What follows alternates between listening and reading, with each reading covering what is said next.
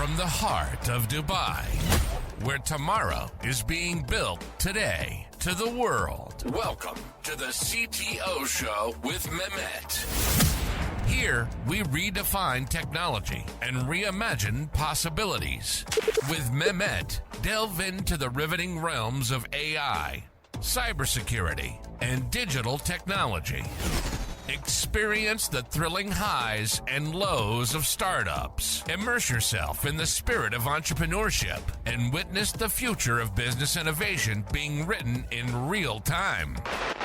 Now, without further ado, let's tune in and explore the future. Hello and welcome back to an episode of the CTO Show with Mehmet. Today, I'm very pleased joining me, Shahar Boyayan. And Shahar, thank you very much for being here with me today. The way I love to do it is I keep it to my guests to introduce themselves. So tell us a little more about your journey, your background, and what you're currently up to, and then we can start the conversation from there. Just, a teaser for the audience. We're going to talk, of course, about AI, but this time from consumer behavior perspective. So Shahar, the floor is yours. Yes, I'm really glad to be here. In a nutshell, I am originally from Brazil. 20 years ago, me and my daughter, we decided to come to the United States. We came to Utah with 2 bags and a teddy bear, and we started our journey here. It has been a very, very good journey. In the last 8 months, we decided to move to Puerto Rico. We have been here for 8 months, and our passion was always consumer behavior. I was already a consultant in Brazil, and we just kept this going. And as things change, we saw that AI now is causing a major change in behavior, which we all need to be aware, especially the small business owner. And that's our focus at the moment, how the consumer is relating itself with AI, how is it adopting, and the good and the bad side of all this. That's great. And thank you again, Shahar, for being here with me today. I'm sure, the audience will benefit a lot from your experience. So let's start, from your research on the intersection of AI and consumer behavior.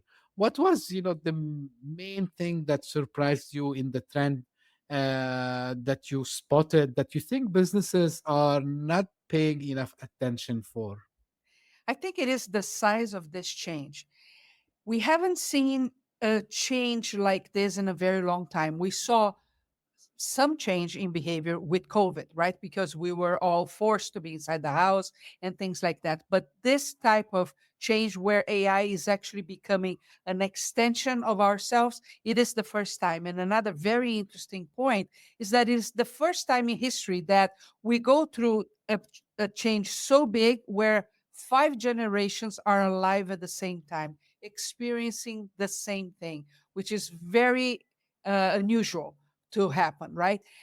With all the changes that we see going towards the consumer, we need to understand that AI is not new, right? We have been talking about AI for a long time, but this is the moment that the consumer is not only becoming aware of the AI, but adopting in their daily lives.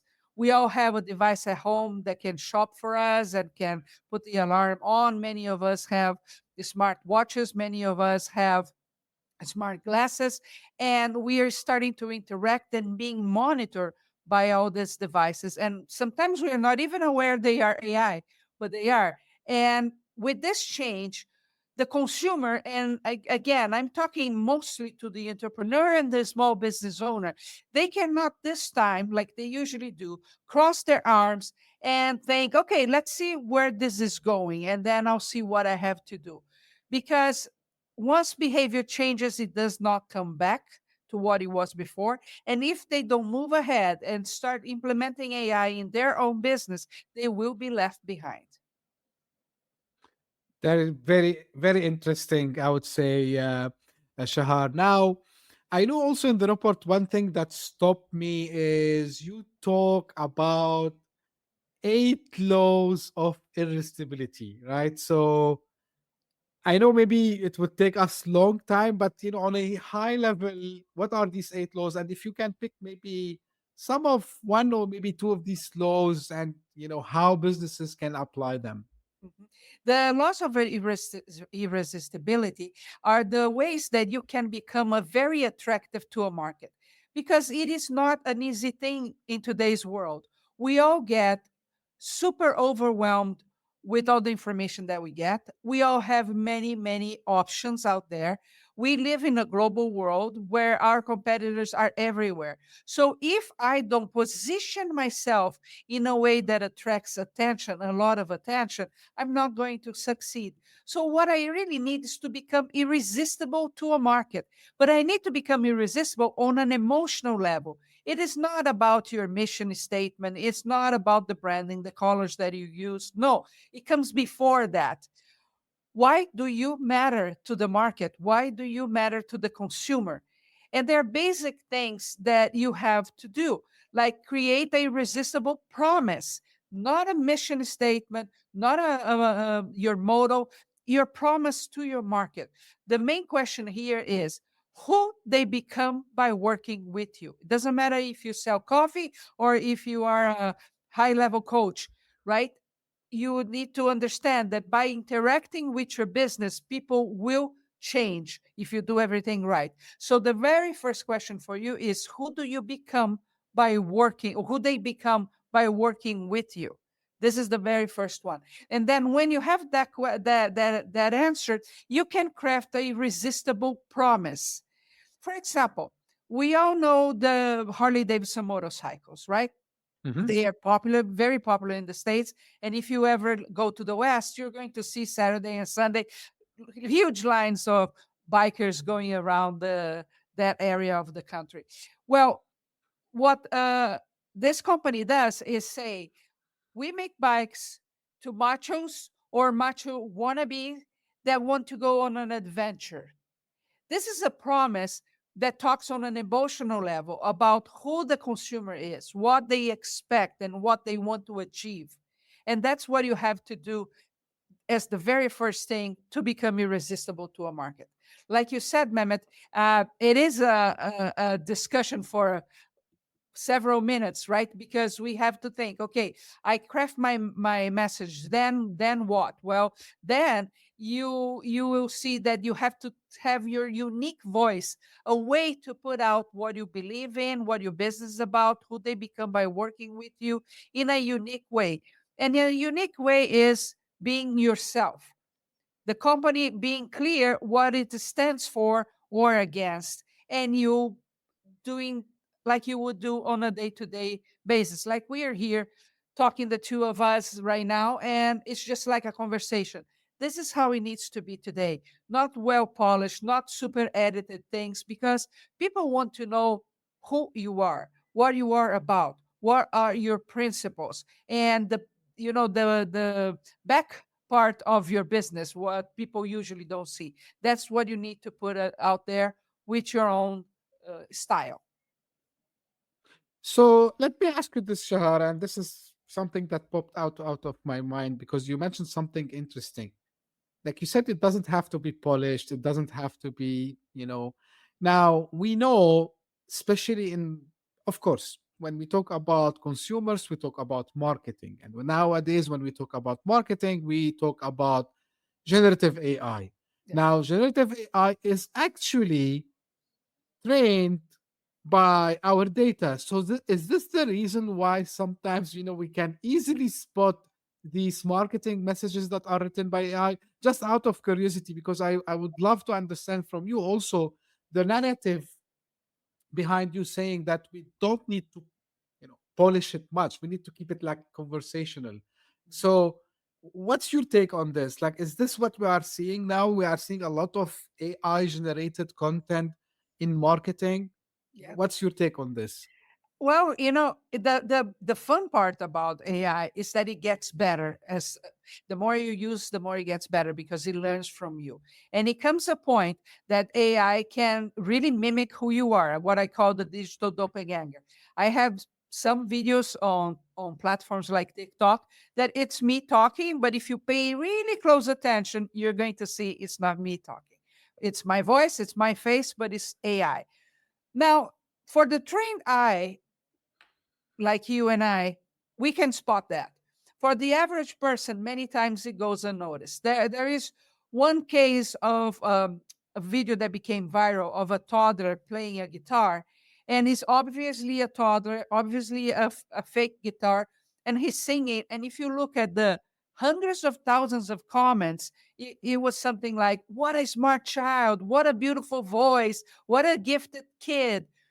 And you can say it's not possible. It's a toddler and it is a fake guitar, obviously a fake guitar, but people buy into that.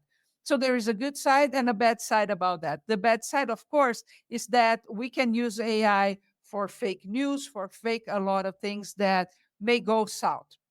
The good part is that we as human beings, we need to start exercising our critical thinking. We do need to question everything that we see today, and we need to double check everything that we see today. The critical thinking not only is a way that is safer for us to be using the digital world as a whole, but it also will allow us to know where the boundaries are of everything, because there needs to be boundaries, and also the exercise that I am the person that makes the final decision, never the AI. That's very important for us to exercise now, while things are just starting, and not when it's too late. Because again, AI keeps learning and is able to encompass an amount of information that we cannot even dream of. Absolutely. So one thing again, like which is kind of a related thing, Shahar. So now we know the power of AI and we know how we can make it and train it to become exactly as you said, kind of a digital, you call it that name. Like some people they call it digital twin, some people they call it my own avatar, AI powered avatar. Now, if I want to take the other side of the story, so some people would say that utilizing the AI, and because of course AI is built on machine learning, and machine learning is training the machine to understand how we behave. So again, going back to the AI, and some, I would call it maybe fear from some people or maybe even businesses, that AI driven personalization could become a little bit invasive, right? Mhm. So how, because like it happens a lot, and people whenever they see an ad or something like pop up, oh, how did they know that even I was thinking about it, like we hear about this a lot. Yeah. So how to strike the right balance, I would say, between hyper personalization and at the same time keep the trust that consumers need to have. I think this is up to every single business owner to understand that there need to be boundaries of what they can get or not. We need to understand that AI will keep learning, and it can be too much invasive, like you said, right? So again, that is why we should be exercising critical thinking all the time and saying this is too much, this I will not allow. Because you know very well that we can talk about, I don't know, plastic swimming pools, and when I grab my phone, there will be an ad for that, even though we haven't used the phone right now. So it can get a little bit too much, but it's the problem is it's still unregulated. Regulations need to come in place, and it is up to us, the voters, to start voicing there gotta be limits to this. AI is very good at many things, not as good at in other things. Like, for example, creativity is still not there. Ethics is also not there. So we have to put the boundaries. What I see as a problem is that we have had cases where we allowed AI to go too far with bad outcomes. So it is important always to be voicing out what you think it can be done or it cannot be done. Right now is the beginning, so everything is out there, right? And you need to start seeing. We had a discussion the other day, Mehmet, my daughter and I, we were talking about the humanoids robots, right? Because Mhm. they look cool. And there's a company from Europe that is about to. It was supposed to launch here in February, the first humanoid robot for the house. And we were talking, okay, it's cool. We can clean the house. I don't like cleaning the house. Gotta have somebody doing that. Maybe do the cooking if you don't like cooking. All this is very cool. But how much do I want the robot to be listening, recording, or uploading information inside my house? Where is it going to be allowed to be? How much is going to be allowed to record? How much is going to be allowed to upload? And where is this information going? Because in the hands of the wrong billionaire, it can cause a lot of damage, right? So we have to be asking questions. It's not a problem. It's not a matter of, am I fearful of this or not? Should I use it or not? We see, I talk to business owners that they say, I don't use AI. I don't want anything to do with AI. And I ask them, do you watch Netflix? Case closed, right? So again, sometimes they are not aware of what they are using. What they need is to exercise everything that I use. What are the limits here? And if the company doesn't, it's not transparent and doesn't say exactly how much data, how much things are going back and forth, we should demand that to happen. I think just it's good you gave the example of Netflix, Shahar, because I tell people, collecting data about us has been there Yeah. since the internet was invented, right? Because I'm going a little bit technical here, so but I think everyone knows the concept of cookies in your browser, and the basic, I would say, information they collect is your location through your IP address, and they can also can understand multiple other things, your device type, and so on and so forth. So collecting the data is something It was happens. with us since the internet was Yeah. invented, and it's also required. So just to put it into context, it's required also for our own security because, like, imagine if someone logs into your banking account from a different place or different device. So this is how they can track that. So Mhm. now there are regulations. Like in Europe, they have the GDPR. I know, like in the states, like each state they have their own act on data privacy. But the fact, as you said, like it's something that also we can control ourselves, Shahar, and yeah, it's in our hand. Very interesting. Also, the example you gave about the humanoids, the robots, and that they can listen to us. But again, if I think about it, I think Alexa has been with us, and Yes. since long time now, and we know that it can listen to us. Like they don't hide it. Like even our smartphones listen to us. So I would I would tell to people, say to them like, be cautious Yeah, in front. because but it's almost a lost battle, right? Because like you said, we've been giving our information for a very long time. Every time you click on accept cookies, you are allowing that to happen. So there's only so much we can do here. But again, you can always voice. It is the beginning. Even though for programmers, this is not the beginning, has been going on for years. But for the consumer, it is the beginning. So this is the right time to start voicing, this is too much, I don't like this. And companies listen, right? Because they do depend on the consumer to make money. Absolutely, absolutely. Now, from your perspective, how you're seeing this reshaping, you know, traditional retail and e-commerce, for example? There will be a lot of changes, and I actually think they're very exciting.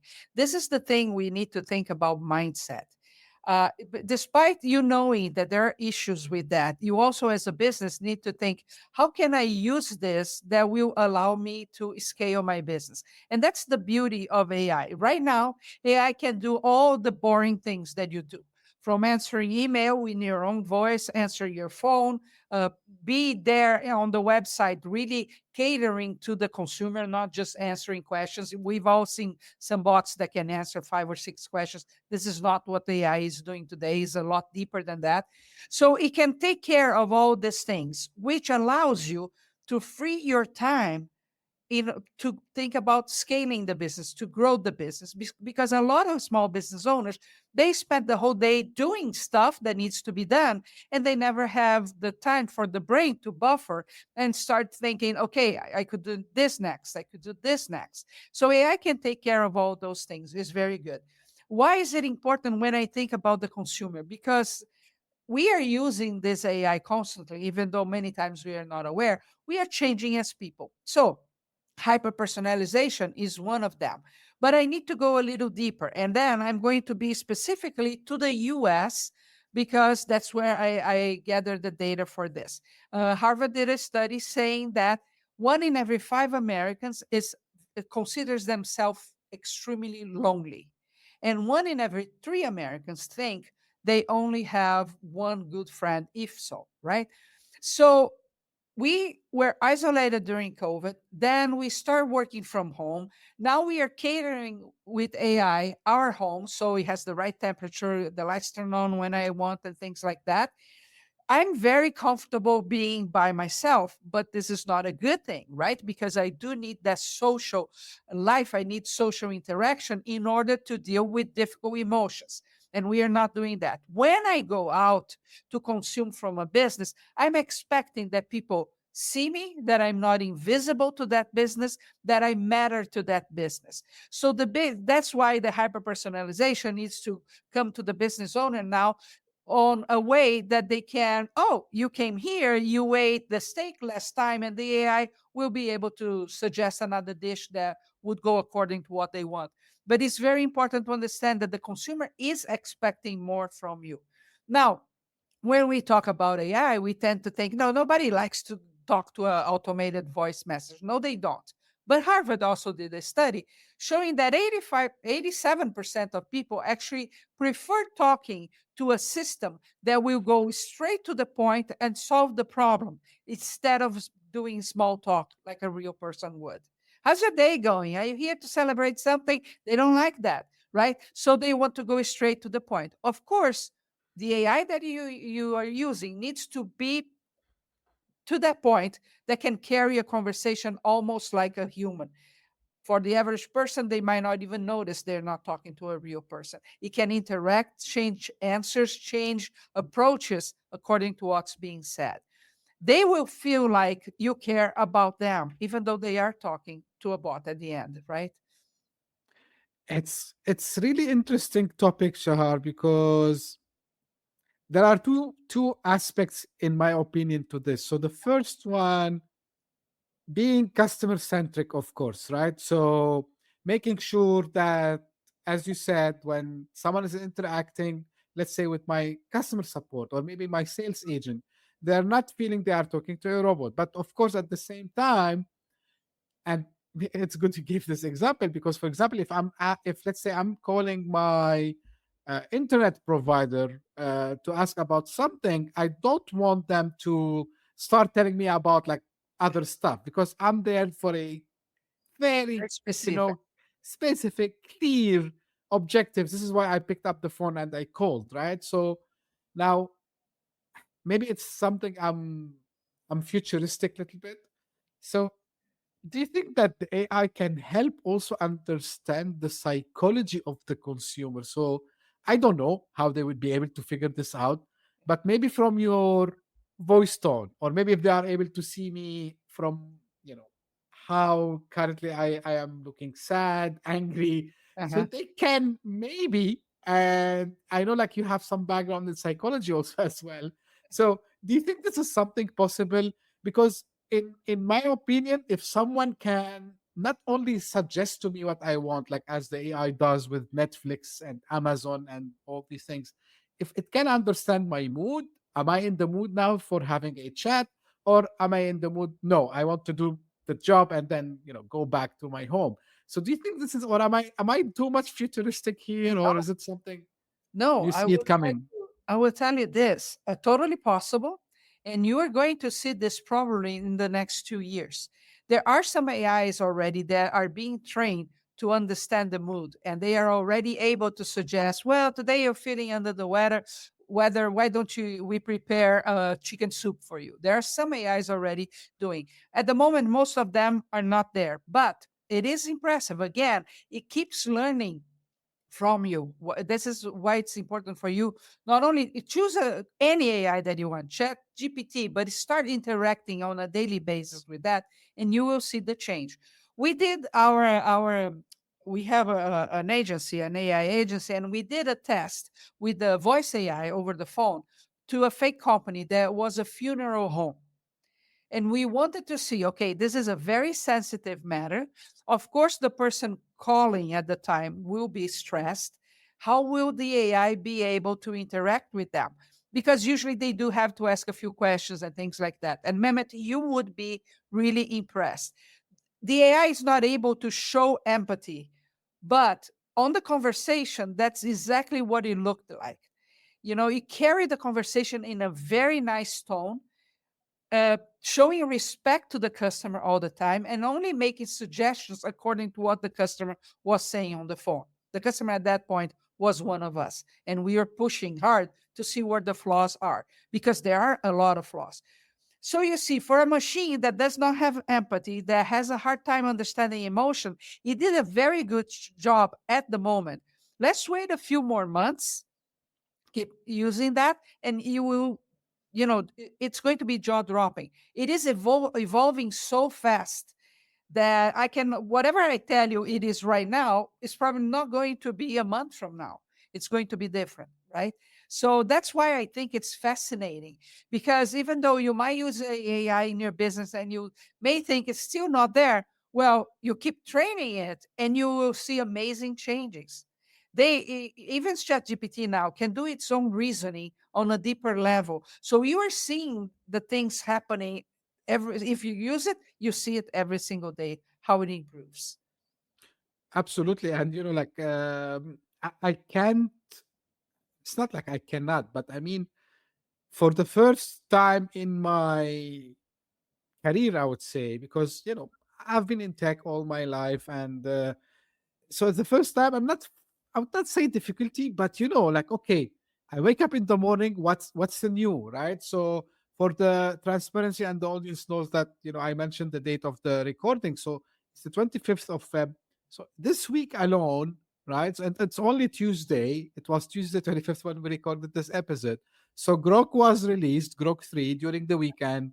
And then we had Anthropic Claude 3.7 released. And I don't know who and Perplexity announced a new browser that they will have, and but at the same time, I'm happy because what a great time to be alive, right, Uh-huh. Shahar? So of course, and this is by I ask you the question because I know it's possible. I know, like, of course, maybe we don't have it today, but who knows? Maybe tomorrow, maybe after a Short couple of period. months.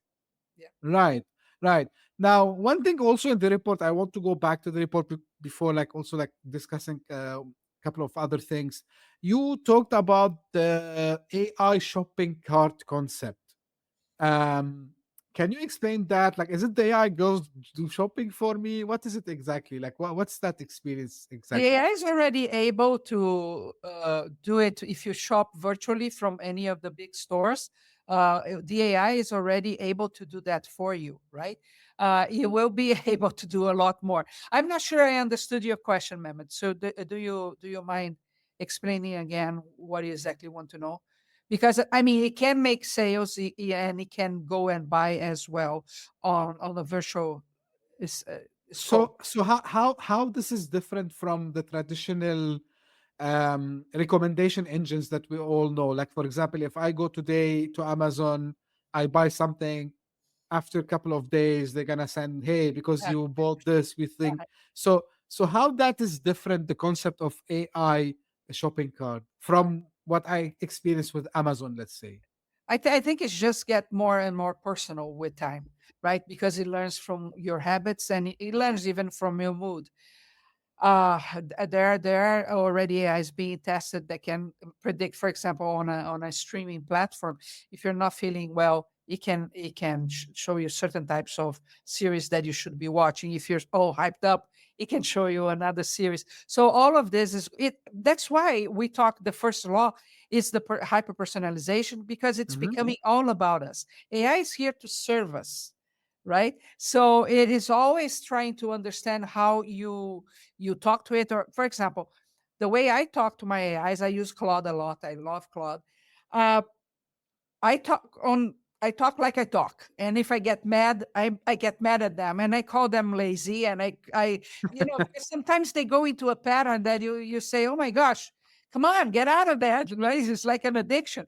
And I know friends that they talk in a total different way with structure prompts and things like that. And I know I have some friends, they make a point of saying thank you every single time and being very polite, because they are afraid that when the AI learns enough, they're going, "You didn't treat me right."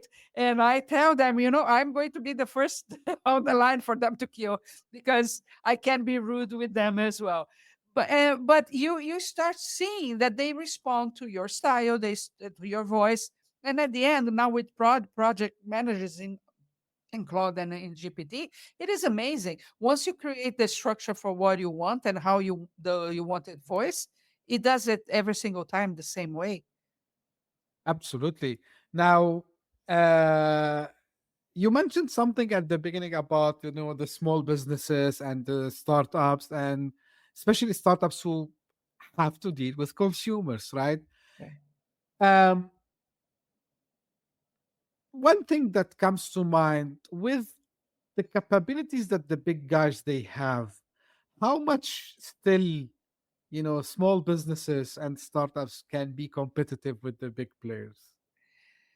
Well, I would say, Mehmet, that the big problem with small businesses is actually not related to the technology. They need technology to overcome that, but it's the follow up process. We all know in business that it costs a lot less money to keep selling to the same people other than keep acquiring people, right? But on the day to day, if money falls through the cracks because again we are busy, we don't have enough staff and things like that, we don't do a proper follow up. Well, think about this. You have a business. Let's suppose a client calls me right now. I'm on a podcast. I'm not answering the phone. Let's say my ticket on average is $1,000. I miss one phone call a day. I miss $1,000 a day. How much is that at the end of the year? That's for one phone call.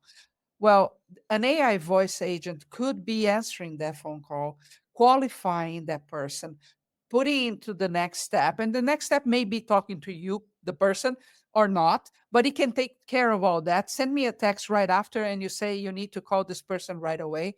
We need to understand that we usually lose a customer when we don't give an answer in 5 minutes. Now, the funny part is most businesses, they take 72 hours to answer to text, email, phone, voice messages, and things like that. So we are losing business all the time.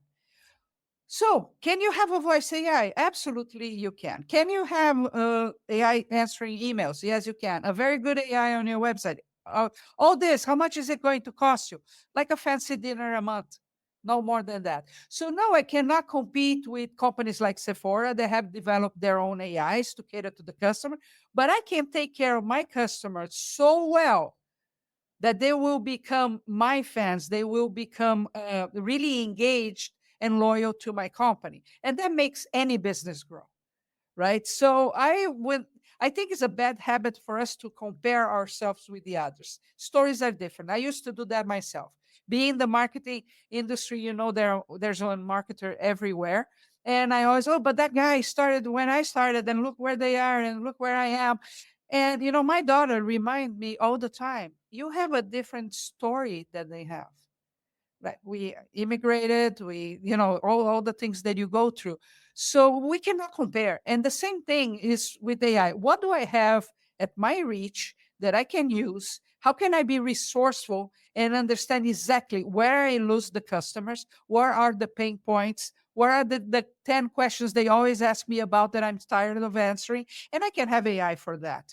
Then the generation of that extra income will allow me to go to the next level. So instead of comparing, start thinking, what do I have around me that I could use to fill the gaps and move on? And this is, I think, comes also to choosing the right niche, Mhm. right? So, and when Yes. I say right niche, not specifically in the category, it's in the persona that you are serving. Yes. So Uh-huh. if you pick up, maybe I'm just making up the numbers, 100 customers that they are willing to pay you $1,000 versus you thinking, oh, I gonna conquer the world and I gonna sell like Amazon. I used to do this when I was younger, of course, in a different Uh-huh. situations. But what I've seen, to your point, the successful entrepreneurs usually, and not only in e-commerce or like in consumer business, even in B2B, by the way. So if you go and focus on like the set of customers, to your point, you serve them very well, and you know that they're gonna pay you the high ticket if you serve them the way you promised, then right, you will have the success that you want. And again, I like the the anatomy you gave, like it's just a monthly dinner when you pay for these tools, because it's kind of reinvesting in the business, and then you start to do what the big guys can do. So I'm very much bullish also on AI becoming kind of a commodity, in a sense that everyone will have the reach to use these tools. Mhm. And if someone wants to see the example, so till today, I know that OpenAI, they still price their higher models at $200 per month. But Mhm. what I'm seeing, and with Grok 3 coming out, and some other AI, providers or vendors are doing, I think OpenAI, they would not have any choice other than reducing their prices also as well, and it become available in the hands of everyone. So this is 100%, something which I also believe in.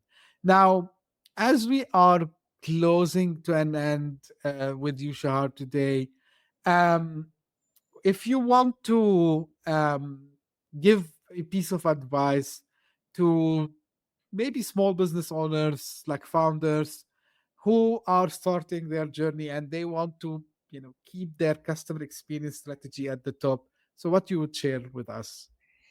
Uh, I will answer that, but let me piggyback on what you said Sure. about the ideal client, or however you call that, right? I talk to business owners every single day, and I ask that question all the time. And many times the answer is something, oh, I cater to women 25 to 65. That is impossible.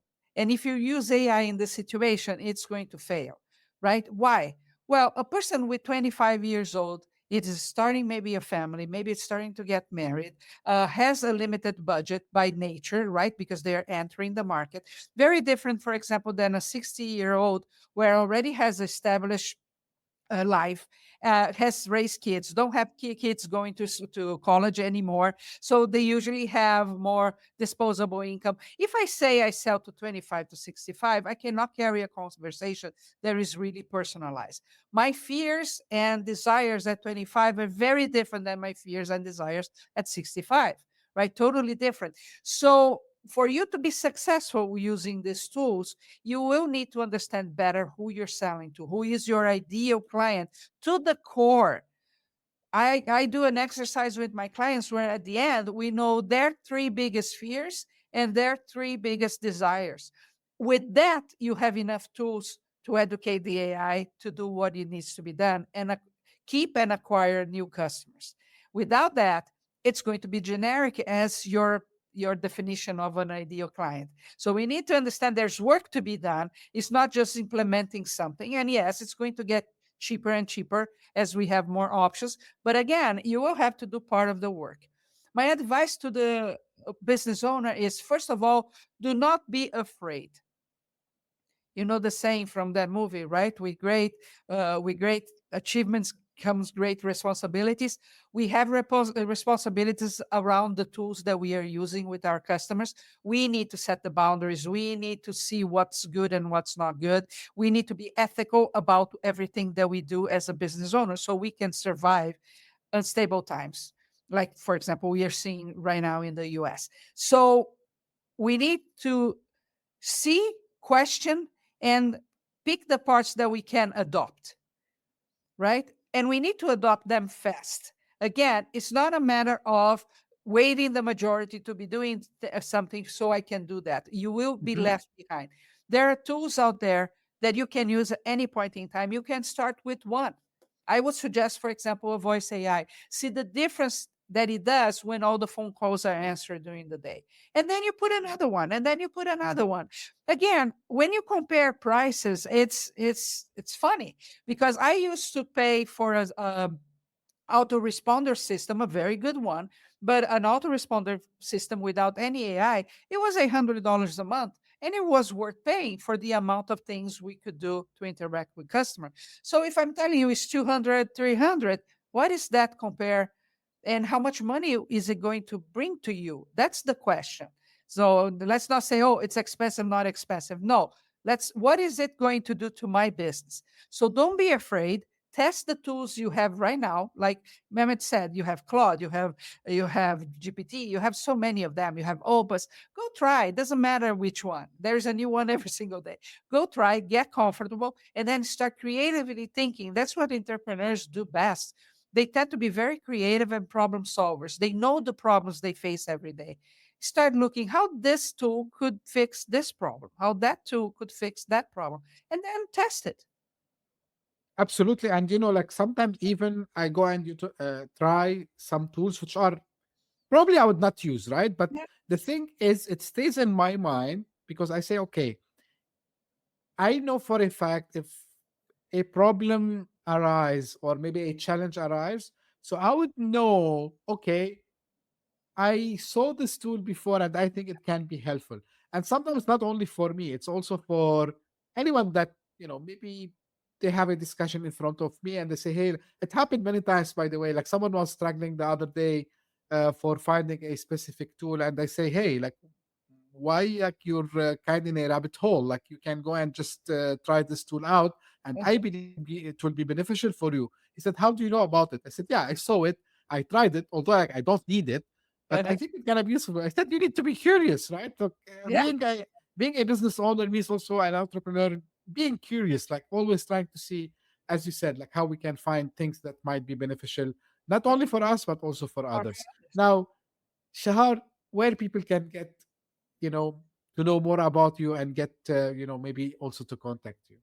If they go to proptalkie.com, prop like in property, talkie like walkie talkie, proptalkie.com, scroll to the bottom of the page, you're going to be able to get the 5 laws of irresistibility and also the report about driven AI driven behavior, which is very important for you to go through because we give some examples in different industries because every industry needs a different approach and you can read all that. And if you call me, you're going to test the AI voice first, but then we can talk. The phone is Great. as well. Great. I will make sure that so for the audience, you don't need to go and look around. So I'm gonna make your life easy. I'm gonna put the link to the website in the show notes. So if you're listening on your favorite podcasting platform, so you would be able to see that. If you're watching us on YouTube, you will be also able to see that in the description. And like Shar, really, I enjoyed the conversation as it was very, very engaging. I learned also a lot. Like I think it was also beneficial for the audience. So really thank you for this.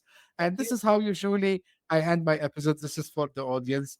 So if you just discovered this podcast by luck, thank you for passing by. I hope you enjoyed it. If you did so, please subscribe, share it with your friends and colleagues, and give us a like also as well. And if you are one of the people who keeps coming back, thank you for being loyal to the show. Thank you for making us. This is the second time in the second month of the year.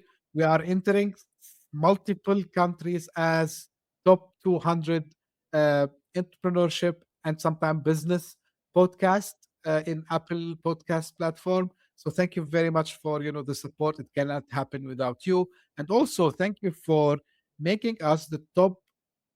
I think we are now 15 in the top 40 must listen business podcasts in Dubai. Thank you very much. So, this is something really which I am very grateful to the audience because without you, it could not happen. So, thank you very much for all your support. And as I say always, stay tuned for a new episode very soon. Thank you. Bye bye. Hit that subscribe button, share the show with your tech savvy friends and fellow entrepreneurs, and leave us a review on your favorite podcast app. Your support means the world to us.